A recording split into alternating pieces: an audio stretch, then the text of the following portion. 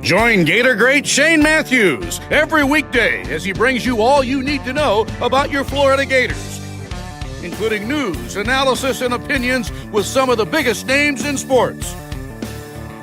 Find us on Spotify, Apple Podcasts, Google Podcasts, or wherever you listen to your favorite podcast. Or watch us live at 8 a.m. on Facebook, YouTube, and Twitter.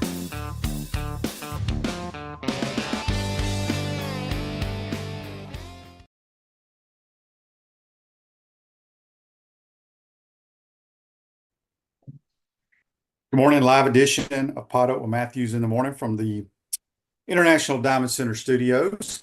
It is a Monday edition. Got a lot to talk about. We'll have JC and we'll have Scott Carter from FloridaGators.com because a ton of stuff was going on campus, and he'll recap it all for us. Gator baseball loses yesterday. They're 11-1. They take the series against Miami. Softball continues to win. Softball starts SEC play against the Aggies, the Lady Aggies this weekend. They'll play a Wednesday game against the Houston Lady Cougars out in Houston, and then travel to College Station. Let's go to the Titan MR hotline courtesy of Comfort Temp. It's JC. Good morning, JC. How are you? Good morning. I'm fine. How are you? I'm great. Good. That's Anything good. JC, by the way, on the Peachland Dental golf picks. Oh, yeah. My damn guy, Russell Henley, had a chance to win the tournament. I know. He played hard. He played good. And he had back-to-back just terrible bogeys. Yeah. So he finished, I think, 5th or 6th. He was the highest finisher in our picks. Horschel kind of snuck it up yesterday as well. I had him. You had Daniel Berger. I think he went backwards yesterday as well. Yeah, he did. You know, the guy that was going to win that with a crowded field was the guy who was going to go forward on the last 5-6 holes, and our man Highsmith definitely did that. Joe Highsmith. I mean, who are these? Joe Highsmith from he plays golf at University of Washington. Okay. And Joe Highsmith. Did you see our man Jake Knapp just blow it on the? What would JC have done there? I don't think I would have tried to play it out of that and tried to keep the damage to either a bogey or a double bogey at worst. A triple bogey takes you out of the tournament. A bogey, you can still come back, but those holes are not meant to birdie going down the stretch. And Big Joe was, birdie had on 17 was tremendous. I'm watching the Lady Bison Invitational out here at Hawkstone. We have small colleges everywhere, and it's Howard University. It's another makes absolutely no sense. Oh, here it is, man. They're all walking around out here hitting balls down the fairway. I'm going to go out and watch some of that. The thing that I guess got my attention mostly over the weekend, simply because of where we are at the point of the season, is the basketball game. And you have 5 guys in double figures, QB, and you have Will Richard take over a game where we've kind of been sitting around waiting for that to happen at some point because he's been kind of quiet, but not bad. But he really exploded for 30 points against a very good team, very aggressive and athletic team. And Florida wins by 19 points. And this is all wonderful stuff. I mean, I love seeing this happen. I like the fact that they're going to seed them, get themselves in position for a very high seed. But really, the only thing that matters, QB, and I mean the only thing that matters, is a 6-game winning streak starting on March 20th and 21st. That's the expectation level now that I think the fan base and the players and team has going forward now, because this is not as far as you think. We're talking about just over 2 weeks, and this season now really starts in terms of what it's going to be defined as, in my opinion. And 6-game winning streaks start on March 20th for the winning team. And that's what I think the expectation should be for this team and for about 4 other SEC teams currently playing right now in this league. So this is going to be tremendous to watch. And I think the team is, as it gets healthy, is going to be ready to go. When your tall guys can play like they did, Hawk and Condon played, and you have 5 guys go double figures against an A&M team like that, I think you're tuning up, as they say. Yeah, they play well. We play very well at home. There's no question about that. They really do. Travel to Tuscaloosa Wednesday. and then close out regular season against Ole Miss. Boy, they really choked at Tennessee. You talk about a team that just should have really not had any trouble winning. They shot 50% from the free throw line. They missed so many free throws in that game. It should never have been close, really. And when you think about leading by 4 points with 30 seconds to go and losing a game, everything that went Tennessee's way, that could have gone Tennessee's way, did. And I haven't seen a 5-second call on an inbounds pass in all year. Honestly, it was about 7 seconds. Yeah. Well, I mean, it's too bad coming out of a timeout. You shouldn't have that kind of trouble. They fire your coach, JC. Fire your coach. Yeah, they blew it, and they lost on about a 40-footer, but they shouldn't have had that opportunity. Tennessee, that is. So a bad loss, but I don't think it's going to define or really mean a whole lot. That may take them off the one line going forward, but they have an opportunity to get back on that one line. If you're an Alabama fan, Wednesday night and Saturday. So we'll see. Text on the Titan Mar text line from Daryl says, enjoyed our time at the Conjuring Ballpark. Yeah. Saturday, what a crowd. Glad we took 2 out of 3 from the 9,000 fans. Yeah. QB, when did you think you'd ever see the day they'd have 9,000 baseball fans? Well, you had to build a facility for 9,000 people, first of all. That's exactly right. Yep, you sure did. Yeah. Yeah. The other place just was not, I mean, it was just That's great. I mean, it's great. It's exactly what this place needed. And, this team and Coach O'Sullivan needs to build this program to be a contender every single year in Omaha. That's what the expectation should be here, and is. And so 2 out of 3 for Miami. You're up 4-0 in that game yesterday. I thought they were sweeping it. So I basically kind of went forward to another direction. I figured this is over, but it's never over, right? College baseball. So go Gators, though. I mean, 2 out of 3. That's a good weekend. Yeah. If they had a 9,000 seat stadium for softball, they would sell it out. Yeah. Well, people love this spring bat sports, ball sports. Reggie, sports. They love it. Reggie on Facebook Live, brought to you by Mel All, says, QB, did you watch the Davis versus Roach boxing match? Davis takes a knee and doesn't get counted as a knockdown, ends up in a draw. Reggie, I'll be honest, I have no idea who you're talking about. Do you, JC? I have no idea. Yeah.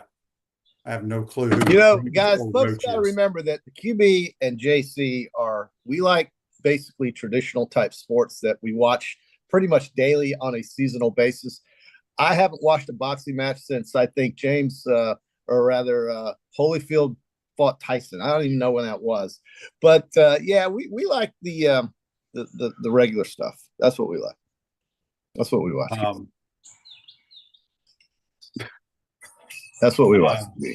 Andy says, Shane, what was your take on that combine drill that measures QB's arm strength and ball velocity? I quoted on that. I don't think I've ever seen that, Andy. I saw it on Twitter and I said it was the dumbest thing I've ever seen. They literally have the quarterback stand about 10 yards from a padded wall and throw it as hard as you can. What does that mean? That. I have no idea why they're doing it. It's the stupidest thing I've ever seen. I don't know what that means. They're trying. It's basically they put you on the radar gun to see how hard you throw the ball, which means absolutely nothing. Nothing. It's the stupidest thing I've ever seen, and somebody is going to damage their arm doing that stupid ass drill. Tom Bailey on YouTube, on Facebook. Oh boy, Nate Oates. He hates Nate Oates. Sounds wonderful. I think he just took you to the Final Four last year. All right, JC. No. They went to the Final Two. It wasn't Final Two. Yeah, they went to the last game. They went to the final game and played UConn all the way to the half. Daryl's question on YouTube, brought to you by Quad Plum, says, good morning, Shane and JC. What are y'all's thoughts on Lady Gator basketball? Yeah. How do we get that program to come up to the level with the other sports on campus? I've been asking this question for 25 years. You can't. I've been asking this question for 25 years. We really supported Kelly Ray Finley, but there is just something about this program that just doesn't. The last time it was worthy of mention was my last year at TV20 in 1997 when Carol Ross took her team with Delisha Milton, and I covered that game against Old Dominion in West Lafayette, Indiana, home of the Purdue Boilermakers. I did a live shot at Mackey Arena. That was the last time the Lady Gators. I think they were the Elite Eight at that point. That was it. It's really hard to understand. I don't know why you can't have a fantastic. Well, I mean, women's look, you've had basketball, multiple but coaches. You had whatever. what is the lady that won the national title? I think Carolyn Peck. Carolyn Peck. Yeah, She Carolyn came in, Peck. she couldn't win. She I couldn't just win. She couldn't yeah. win. She had no idea what. Yeah, and she's on ESPN now doing women's basketball. She's an authority figure on the sport, and they just don't win here. Yeah. That's some things you just got to. But this isn't the only SEC team that doesn't win. That's right. I don't think Now, Alabama's had a great women's basketball team. No. I don't think the Lady Tigers of Auburn or LSU have been all that great. Well, LSU is very good. Okay, LSU has been good. I meant Auburn though. Lady Missouri Tigers, nothing there. So it's just one of those things that just doesn't happen. That's okay though. You've got so many other things to focus on that really should make you happy around here. I mean, my God, these diamond sports that we talked about. You got a gymnastics team that's always good. You got tennis and swimming. If you care about any of that, that's for friends and family mostly. I understand. These non-revenue sports do create a lot of excitement somehow here, and that's good. But the basketball team is where my brain is dialed into right now is basketball. This game Wednesday night, man, you're looking at maybe 200 points being scored in this game if it goes the way you think it's going to go. But then that probably means they'll probably shoot bricks and we'll have a low-scoring game. It's probably what it means. But you got two teams that like to go fast, that like to go hard, and I think this is the game of the year. I mean, to me, you've got very similar styles, I think, and teams that can shoot the ball. So it's going to be a hell of a game on Wednesday night. And really, when you look at it, what does it mean, QB? What does it truly mean? It means about as much. It probably means more for Alabama than it does for Florida. Yeah. Okay. But no, really, I mean, look, we're going to be a 2 seed. It's going to be what it is. Win or lose, you want to win. You want to establish the attention that it gives you. But the tournaments are what really define the season. I guess that's the point I'm making today on this beautiful 47-degree Monday. It's the tournaments that matter. It's the tournament. Ron asks, when does spring football practice start? I believe it starts this week. I'll confirm that with Scott Carter, but I'm pretty sure. So Barone asked me, who do you like in that Miami-Florida baseball game in game one? I said, I'll take the Gators in the over. So we won one and lost one. We didn't get the 11.5, but we won with the Gators. So a minus, and I think you can alt-line that up to minus 2.5 runs on the run line, and they covered that. So you probably won money if you did that. So good question. That's how you can bring yourself to really win something. That's good. Joey says on YouTube, brought to you by Quality Plumbing, new listener to the show and really enjoy it. How do I find JC's show in the afternoon? JC, do you have a show in the afternoon? No, not yet. My show is at a financial services firm, and I show up for people. But the show that we have here at 8:00 in the morning is consistent and comes at you every day. And it's JC's on Monday, Wednesdays, and Fridays. Monday, Wednesdays, and Fridays, and all his loyal listeners around the world.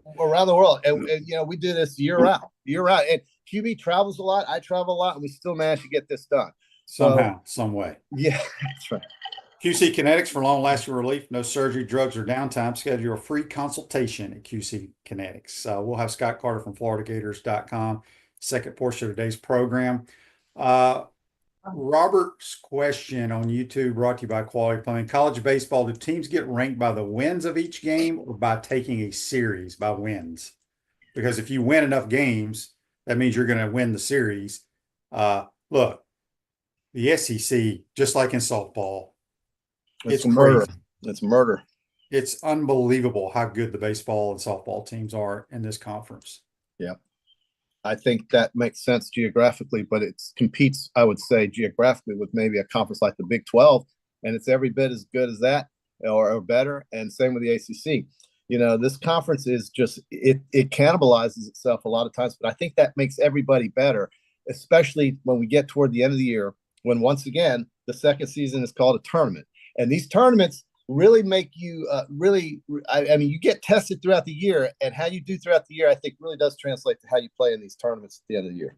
So I have high expectations that the basketball team should go on a 6-game winning streak starting on March 20th and 21st, whatever day they play, and we'll see. Baseball's the same our text line from Jimmy. He says, JC, have you watched any of the combines? Has anybody stood out to you? No, sorry. I'm sorry. No, the biggest NFL news I followed over the weekend, Jimmy, was the Debo Samuel. Well, Debo getting traded, but he's always hurt, so he doesn't really blink on the radar screen that much. It's Matt Stafford. He came this close to joining Tom Brady and the Raiders. They met in Montana. They basically talked about and I think what happened was eventually Matt figured out that, okay, I've been in the league 17 years, going on 17. I don't have much time left to maybe get to another Super Bowl, and playing in LA gives me a better chance than playing in Las Vegas. And that's the truth, by the way. You've got the Raiders in a very difficult division that really the other teams are just going to get better. I think the Chargers and Broncos are getting better, and the Chiefs are still the Chiefs. Whereas the Rams, they get to play in Seattle, Arizona, and San Francisco's division. And the Rams, I think, were the best team. Well, they were the best team in that division. So that gives you a chance to play a home playoff game. And I think that's the best chance that Matt Stafford has to get back to the Super Bowl.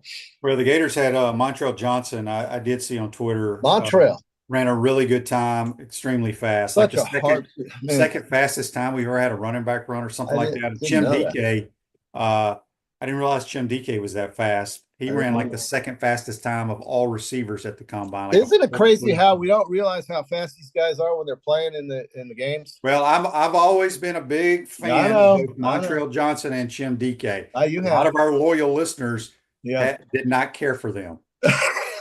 I think everybody loved Montrell. I mean, no, they didn't, dude. They wanted ETN. They wanted Jaden Ball. They wanted this guy. They wanted Fred Taylor back in there. They wanted Eric Brett to come back. I mean, Montrell, he's a solid back. He's going to play in the NFL a long time. Okay.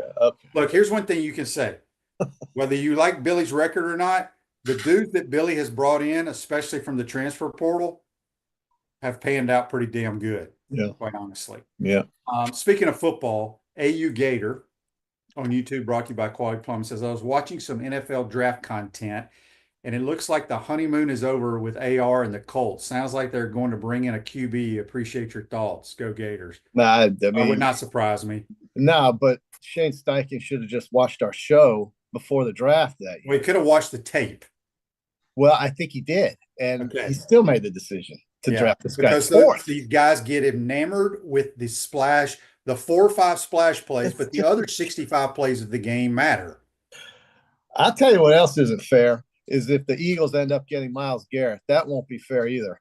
I mean, we saw what the front four did in the Super Bowl. Throw the all-pro Myles Garrett in there and forget it. They can just name their price. God, if they get Myles Garrett, how could they get Myles Garrett? Come on. That's the real. I tell you who needs Myles Garrett is Buffalo. Buffalo needs Myles Garrett in the very worst way, and Mr. Pagula needs to figure out any way possible to get Myles Garrett to Buffalo, because defensively, that is the kind of thing that they could use up front, and that's where Myles Garrett should be playing. But if he goes to Philadelphia, that'll drive me bananas. Here's a text on the Titan and More text line from William. He says, Shane, did you happen to see any of the quarterbacks throw at the combine? Will Howard did not complete a pass. I did not watch it. I do not watch the draft stuff. I did see that on Twitter, though. JC, poor Will Howard, literally. They have about 6 to 8 routes that they throw on air to a receiver. Okay. He did not complete one of them. Damn. And they weren't even close. Wow. Boy, how did it make so many again, in the games? I would rather watch the tape of Will Howard, which he played really well to win a national title. I mean, he has dudes around him, but I would take that over what he did on air, because most people get enamored with what they do on air, which ain't football. Right. So since we're, for whatever reason, talking about the NFL Combine on this show, did you notice where Sanders and Hunter and so many other guys aren't even bothering with the Combine? Okay. Well, a lot of guys do that because I know. So, I mean, it can't be that big a deal, really. It's a big deal, though, but I don't know why, because you got these guys that aren't even participating. Why does Shedeur Sanders need to participate in the Combine? Or why would it not be a good idea to participate in the Combine? Why wouldn't it? I don't know. A lot of people think Jackson Dart might be the first quarterback taken now. Really? Jackson Dart? I think it's going to be Cam Ward. That's another guy that didn't want to compete in the Combine. Cam Ward. Well, it's not really compete. It's just, but But again, I have my doubts about Cam Ward. Really? You have your doubts. You have your doubts. I don't think there's any great quarterbacks in this draft. No. So what do you doubt about Cam Ward exactly? Let me hear this. He's very nonchalant, and if he plays like he did in college, he will get destroyed in that league. Oh, because what have I told you multiple times, JC? There are trained killers. Oh yeah, in the National Football League. That's right. No, that's good. That's very true. But man, I thought he was. He's a very good player. I don't know if it'll translate to the next level. Robert says Shedeur Sanders' stock is dropping very fast. I've heard that too. I don't know why, but it is. I thought he's a good passer. He is, but there's more to it than that, JC. More there to is. it. Here's a text on the Titan Mart text line from Larry. Larry says, JC, I know you watched the Oscars last night. I couldn't tell you who won that. I didn't even know it was on. When's the last time you actually went to the movie, JC? Oh my God. I don't know. I honestly, the guy, it had to be before COVIDia. Before COVIDia hit, when was that? 20? And we're now in 25. My God. So I haven't been in the movies in a long time. We got this thing called streaming now. I bet I haven't been to the movies I think I get every channel. I think he's got me subscribed to every single channel. I mean, you've got an Amazon, a Paramount Plus, you've got Netflix, you've got this, that, and the other, Hulu, Zulu. You can watch anything over here. And I don't know why, because I just want to watch live sports. But yeah, I do like some of the movies she watches. All right, here's a text on the Titan Mart text line. This is from Will. I wonder why they asked me what the last time I went to the movies. I wonder what. I don't know if I've been in the last 10 years. That's what I mean. I couldn't even tell you how much it costs to go to the movie now. I'll bet you it's $10 to get in, and it costs $10 to buy a joke. I bet it's $18 or $20 to get in. $20 to get in the movies? I guarantee it is. That pretty much guarantees that I'll not be there for the next 10 years either, because I got $20 doing something else. It's basically in this thing right here. Will wants to know on the Titan MR text line who I like in March Madness. Well, I mean, you got to see the. I like the Houston Cougars. I like the Gators. I like Alabama. I like Auburn. I like Tennessee.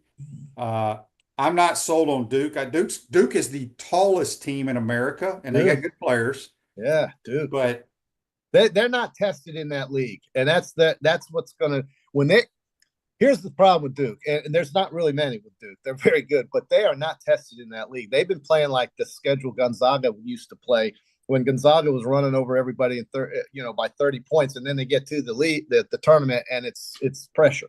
I don't know. I think Duke's very good. I think they'll be a 1 seed, QB. I mean, you can't ignore that. But that's an easy trip for them, I think, to the Sweet 16, and then consequently maybe further. But Houston is damn good. God, Houston is so athletic. And you got to throw Iowa State and Texas Tech in there as well. You can do that, but I do think Houston far and away exceeds both of those teams. But in the tournament setting, on a neutral court with referees that want to slow the game down or not call anything, things can change in a one and done. A one and done changes a lot of people's perspectives, because it basically means you are done. There is no tomorrow. When Tennessee hit that shot to beat Alabama, at least Alabama knew there was another game coming Wednesday. When Texas A&M got run out of the gym here at Florida, at least Texas A&M knows that they can come back and play another day. But this tournament changes a lot of the way teams play. They tighten up for some reason. It's crazy. We'll see who gets upset. And there's always upsets, and that's why there are upsets, right? Yeah. That's why there's upsets, because teams tighten up. 12s beat 5s for a reason. It's because the 5 crimps and they gag. So we'll see. Watch out for St. John. Watch out for the Redmen, or the Red Storm, or whatever they're red at. They are well coached with a guy that's been there, man, and done that. Watch out for St. John. So that's a team that I think you should keep your eye on. They're very no doubt about it. This Day in Sports brought to you by Campus USA Credit Union. Put some star power to work in your financial life. Campus USA Credit Union. 2024 Iowa's Caitlin Clark becomes the NCAA Division I all-time career scoring leader, surpassing Pistol Pete's career of 3,667 points. She scores 35 against Ohio State to bring her total to 3,685 and counting at that time. So, but Pistol Pete would have had probably close to 5,000 if they'd had a 3-point line back in the day. QB, how'd the Lady Gator golf team play this weekend? I'm not sure how they played. I know the boys are in Vegas playing Southern Highlands. It started yesterday, I think. Beautiful golf course. I played it out there when we were in the Las Vegas. Did they have it, the Lady Gator Invitational this weekend? That's this weekend coming up. Oh, I'm sorry. Okay. I didn't know. I thought, no, they didn't play anywhere this past weekend. I'm sorry. Gator Invitational at Bostic is this Friday, weekend. Saturday, Sunday. Okay, thank you for that. 2 weeks usually after the match. That's right. All right, before we get you out of here, JC, Robert on YouTube, brought to you by Quality Plumbing, says, JC, what is the name of the restaurant in St. Augustine that you highly recommend? Recommended a few months back. Is he referring to sushi? I hope he's referring. He says, I think it was Thai or Asian food or something. Oh yeah, Bai Tong Thai. Huh? Bai Tong Thai. Bai Tong Thai. It's a great sushi place, man. It is the best sushi place. It's on A1A. It's right there where the Winn-Dixie grocery store is. By the way, they're redoing a new Publix over there on the A1A Boulevard, Ocean Boulevard. I love that area. I was there this weekend. It is paradise. And I'll tell you, Bai Tong Thai is fantastic sushi. If you're a sushi guy, go to Bai Tong Thai. And I used to call, I didn't know if it was Bai Tai Tong or Bai Tong Thai, but it's Bai Tong Thai. Let me ask you this: when you order, do you use that great accent that you have right there? I mean, or do you call it normal? What do you mean? It's called Bai Tong Thai. Okay, but when you get ready to order, tell me what you order. I get the I like their okay, but when the waitress comes, you go, I want a California roll, or do you go, I want California roll? That's what I'm asking. Why are you asking that? I gotta know. What is that? Because you kept calling it Bai Tong Thai.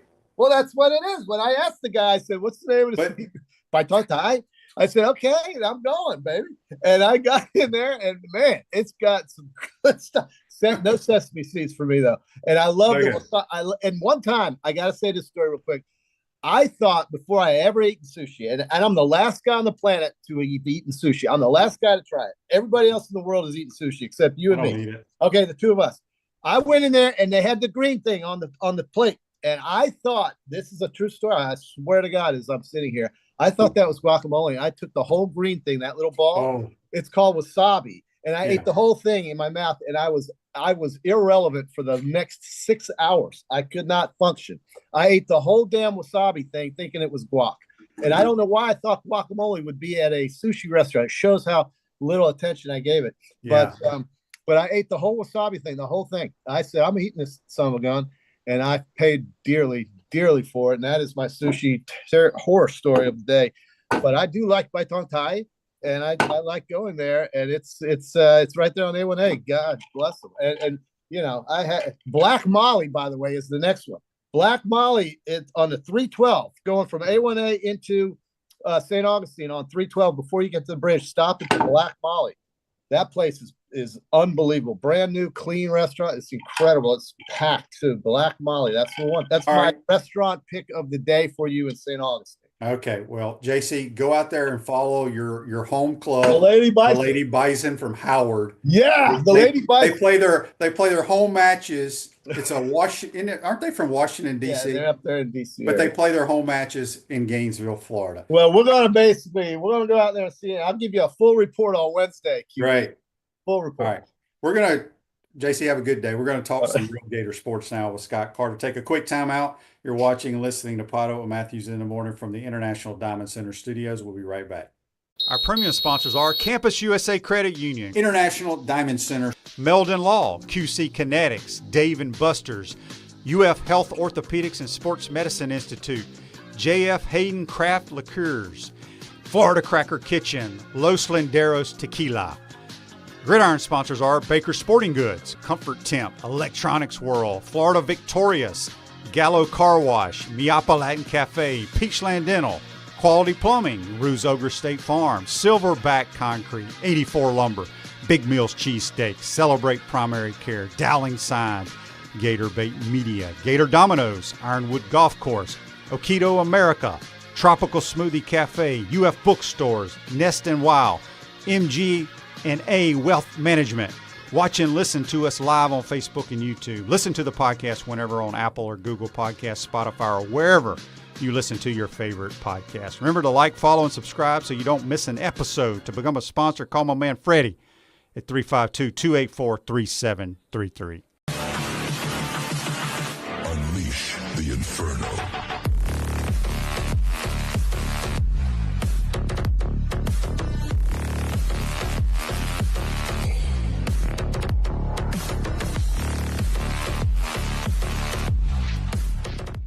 Hi there, this is Coach Steve Spurrier, and I want to let you know that by popular demand, Spurrier's Gridiron Grill's delicious brunch is now served in a premium buffet.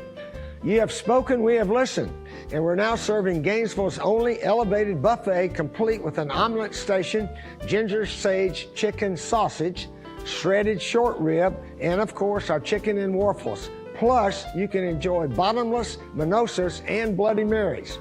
So join us every Saturday and Sunday from 11 to 3 for the best brunch in town. What's up, everyone? I'm Mike Pouncey, and this is my twin brother Marquise Pouncey, and this is Life After Football. Let's go.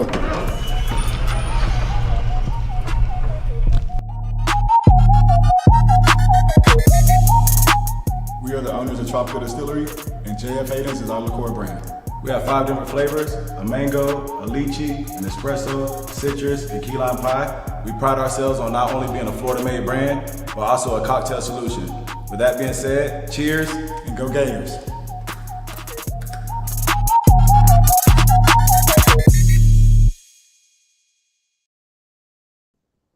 Welcome back to the International Diamond Center Studios, Electronics World, integration and design specialist for smart home automation and entertainment, affordable local installation service and support. Go check them out at electronicsworld.net. Back to the Titan MR hotline, courtesy of Comfort Tent. We're joined by senior writer from FloridaGators.com, Scott Carter, who is a busy man this time of the year. Good morning, Scott. Appreciate you taking the time to join the program. How are you, bud? Hey, good morning, Shane. Doing well, man. It was a busy weekend with my schedule was mostly gymnastics and baseball. There was also a big basketball game, softball, golf, tennis, probably alligator wrestling somewhere out in Palatka or somewhere. Yeah. Let's start with gymnastics since that was Friday night. Just tell us what you saw there. I want to say we had a couple. Did we have 1 or 2 tens? This week, no tens. That was I thought we had one on. Maybe that was last week. No, wait. You know what? I'm sorry. You're right.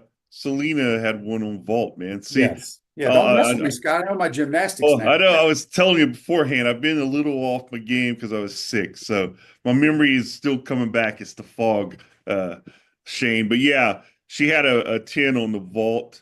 And Leanna Wong had a great all-around meet. She won the title, edged Selena Harris Miranda. But overall, what I took away from the meet, obviously the story was the previous week they went to Oklahoma, lost to the Sooners, but even worse, they lost Sloan Blakely for the season. And Blakely is such a flashy performer. She's a fan favorite. She has a great floor routine that really gets people pumped up. In the previous home meet, she did have a 10 to close the meet. But anyway, she's done for the season. I talked to her and wrote about it over the weekend.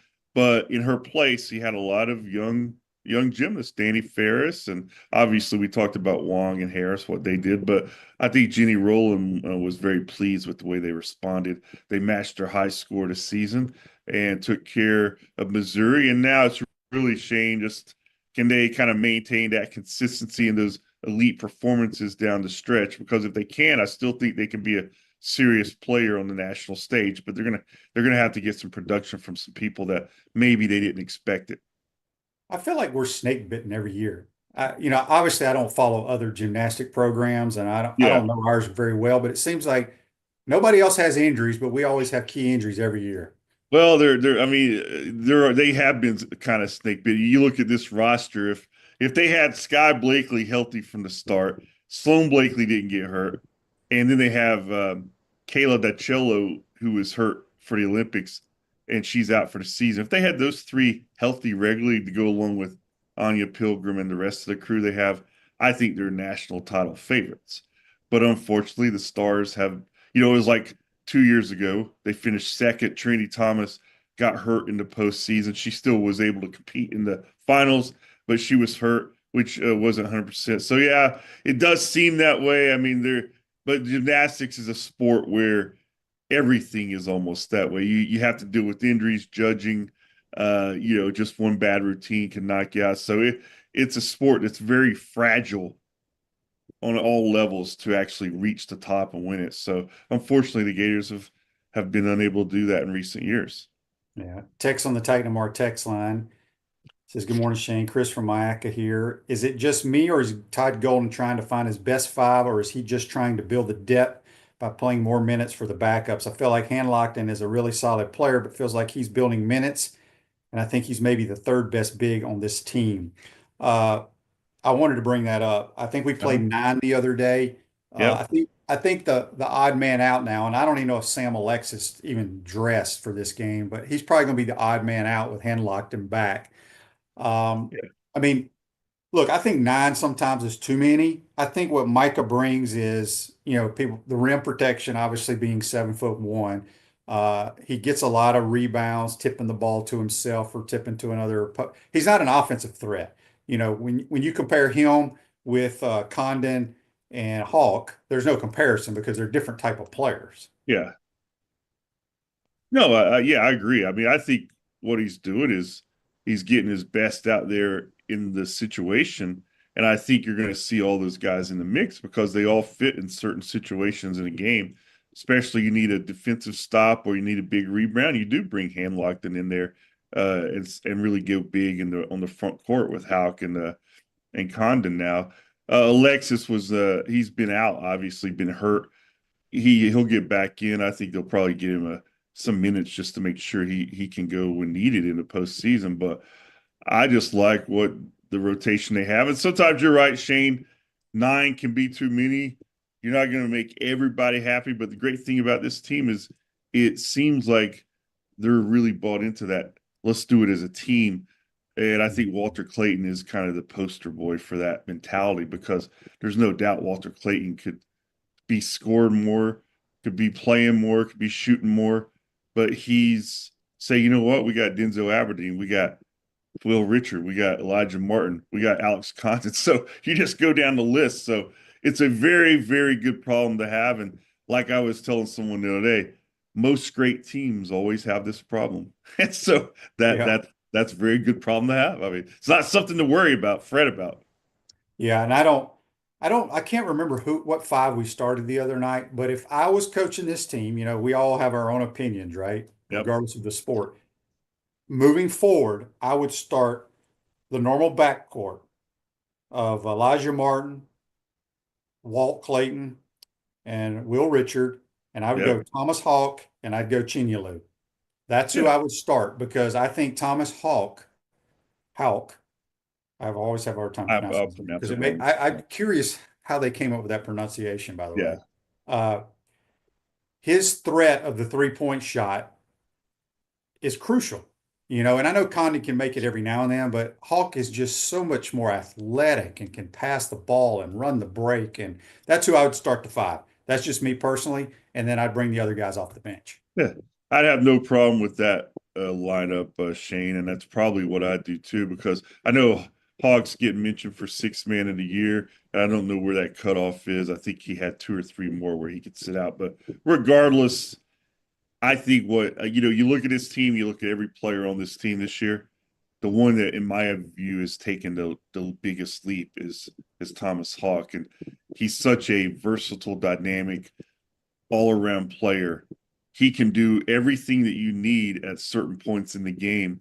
And you don't have many players that come along like that. So that's why if he's in the starting lineup or on the bench, it really doesn't matter to me. I'm just getting him on the court a lot. But I think that 5, if that's who you go with, that's a good 5. And again, you look at the bench you're getting able to bring in with Aberdeen, Condon, and the rest of those guys. I mean, Lockton, geez. Yeah. That's why I love this team. I mean, this team, I don't know what they're going to do. They could get upset in the first round for all I know. But do they have the pieces to win it all? The answer is yes. Absolutely. Will they play well enough to do it? We will all have to wait and see. But if Florida wins the national championship this year, it's not going to be a upset or a story, a fantasy run, it's going to be a team that was built to win it. Yeah. There are many car washes in Gainesville, but only one Gallo car wash, locally owned by UF alum, and the only car wash that provides NIL opportunities to Gator athletes. Locations on Northwest 13th Street and Southwest Williston Road, and coming soon to Jonesville. A few more minutes with Scott Carter from FloridaGators.com. Franklin on YouTube says, brought to you by Quad Pump. Scott, what happened to the Gator pitching yesterday? Well, you're eventually going to have a game like that. They weren't going to go 56-0, but 11-0, and you had a chance to sweep Miami, and you're like, all right, man, what a great Sunday to be at the ballpark. They're leading 4-0, and you're like, man, these guys, and they're doing that with Cade curling out. And what I love about this team, Shane, is you move Bobby Bozer over from third base to second base, you put Russ Stripling in at third base, and you don't feel like there's any real significant loss. That you feel like both of those guys are very capable of filling in for Curlin, although you won't Curlin in the lineup because he's that good. But I think they can overcome those kind of injuries. But the pitching, which had been so good, finally had a bad start. I mean, Jay Clemente with that 4-0 lead, he wasn't as sharp as we've seen in his first couple of starts, and you could tell his control was off. He ended up walking, I think, 4, hitting 3 batters, and finally Miami started dropping some hits between all the free passes, and they just went on a run there and beat up the Gators bullpen a little bit too. So they were due for a game like that. I don't think it's anything big to worry about. Certainly 11-1. If someone said, well, Gators win 11 their first 12, you taking it? Of course, Kevin Sullivan's going to take it. I think the two biggest questions over the weekend after what happened was obviously, how long will Curlin be out? And then second, Pierce Capolo on Saturday, he kind of came out of the game. His velo was a little bit down, and Sully came out and took him out after the trainer said he just didn't look right. He said after the game Saturday, he didn't think it was anything serious. Certainly hopes it's not.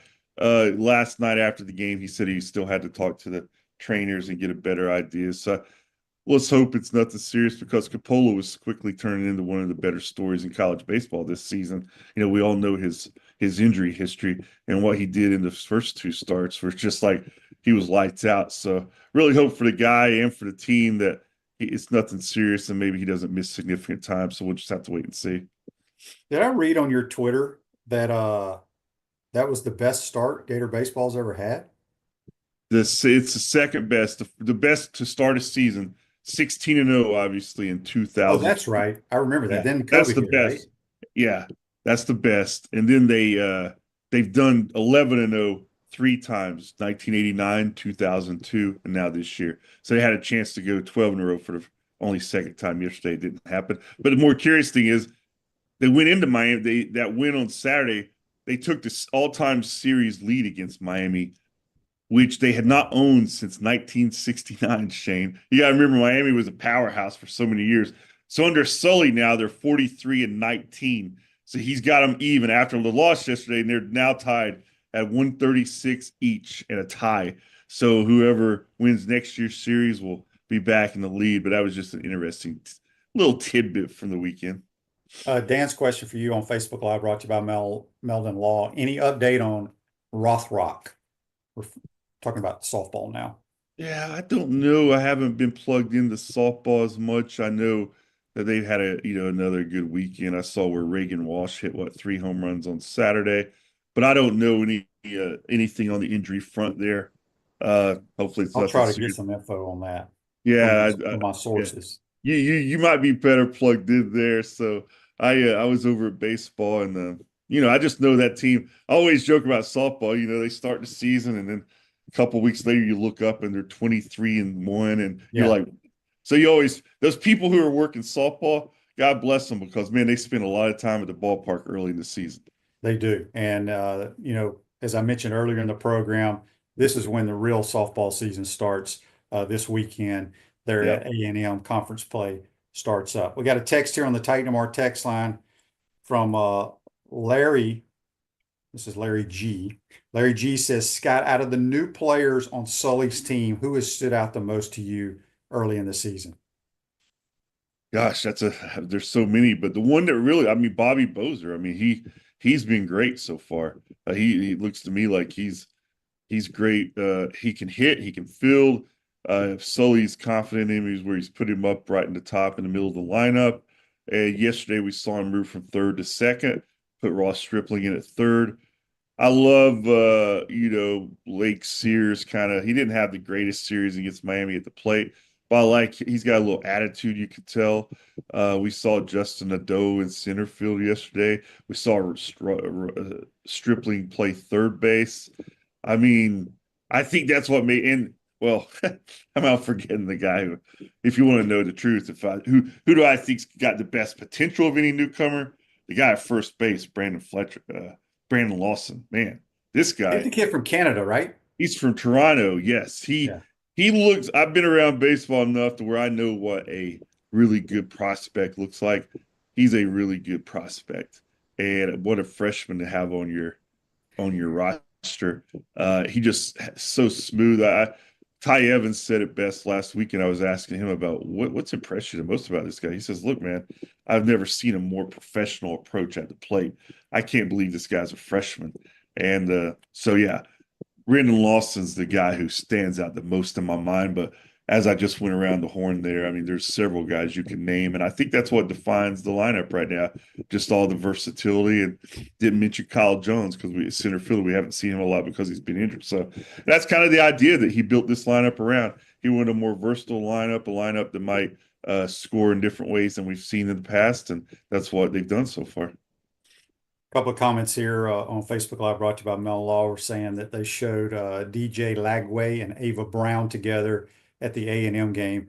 That is DJ's girlfriend.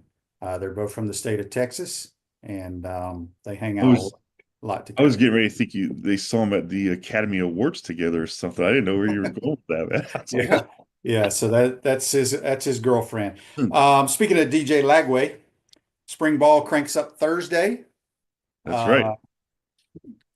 Everybody, I'm trying to think, do we have anybody that had any really surgeries during the season that will not be participating in spring ball? Jabari Lyons, I think he's back. I know Caleb Banks was dealing with something that I'm not for sure where he is in terms of coming back. So those are defensive linemen. Just off the top of my head, that's the ones I know of.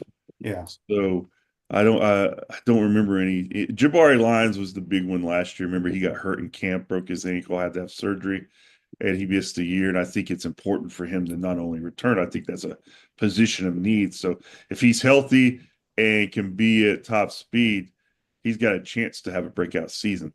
But yeah, those are just off the top of my head right now. I don't have the roster in front of me, Shane. Yeah.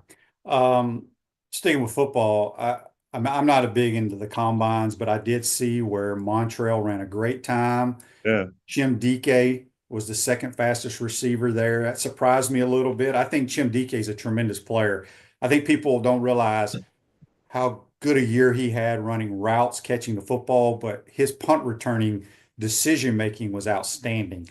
Did anything surprise you from the combine, Scott? Well, I think both of those things you just mentioned kind of surprised me. The speed that those guys shown, and we've heard about Tyler Miles and those speed results, and Billy Napier once in a while will pop out he ran 23, 24 miles per hour, and I'm still having a little time to adjust that. I'm just not used to the miles per hour figure. I'm like, well, hell, wonder what I run, like 3. It's like anyway. I said, but we should have a media day. Miles per hour, where all you make sure y'all stretch real good though. Oh yeah. Who the fastest media guy is. Yeah, I would love to see what I ran. I mean, I hope I'd break double digits, but I don't know. But to run a 4.32 and Matthew Hutchinson, our football SID, man, he texted me that the other day, and I'm like, really? So it caught me by surprise. So I texted or I tweeted, and of course it caught fans. They were interested in that, so I appreciate Matthew for thinking of me there. But obviously, Jim Dike, I underestimated him. I remember at camp last year when I looked at him, I'm thinking, okay, guy's got some experience. He looks like a pretty good route runner, but he just had kind of skinny legs and real slim. And I'm thinking, I just don't know if I see him being a huge difference maker. Well, guess what? He may very well have been the best receiver last year. I mean, he had a tremendous season. Him and Badger were good together. And to go out there and, who's the fastest all-time 40 in Florida Gators history, Shane? You know that? Got to be Jeff Demps, right? Well, no, he didn't run the combine because he'd already committed to the 2012 Olympics. Is this a recent guy or an old guy? This would have been, well, geez. I mean, like in the 80s? No, it was off the 2009 team or the 8 team. And you're going to think Percy Harvin, but it's not. Chris Rainey? No. Oh, it's my man that wore number 9, the wide receiver. Lewis Murphy? Lewis Murphy. Yeah. Lewis Murphy ran a 4.32 back in the 2009 combo. Obviously, Chim is 4.34. And after that, I think it was Chad Jackson in 2006 who ran a 4.35. So those are your 3 fastest 40s in Gators history at the NFL Combine. And not every guy ran it, but Percy was a 4.39. John Capel, remember him? He was a 4.1. So when I heard that, I'm like, well, where's Jeff Demps and John Capel? Those are the 2 that I really want to know about.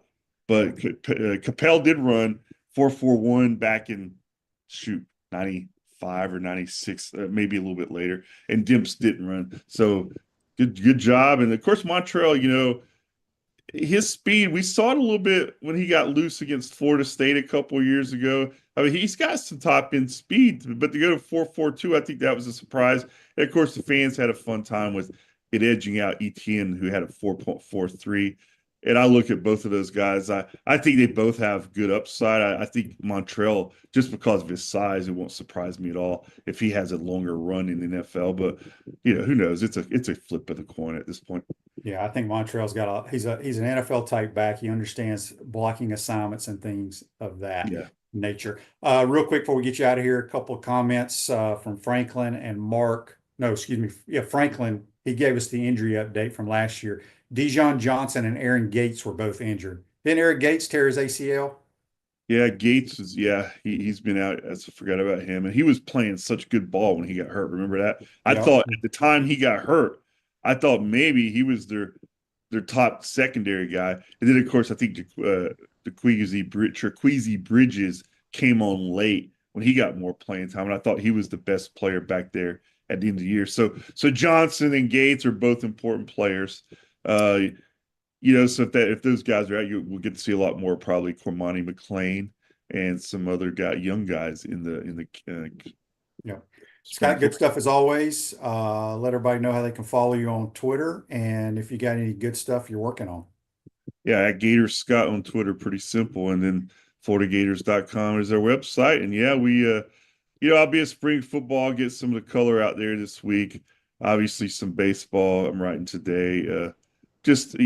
Every sport. Chris Harry is our basketball man. He's over there in his tank top, and he's got a headband right now shooting free throws.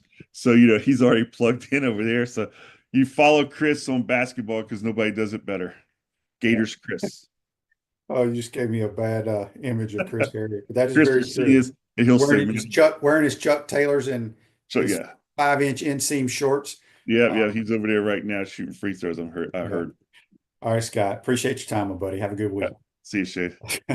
Scott Carter joined us on the Titan & More Hotline, courtesy of Comfort Temp for sprains, strains, and minor fractures. UF Health Orthocare makes it convenient for you 7 days a week, including evenings, and walk-ins are welcome. Go check them out. That's UF Health Orthopedics and Sports Medicine. Appreciate everybody chiming in. Have a great day. We'll see you tomorrow, folks. Take care.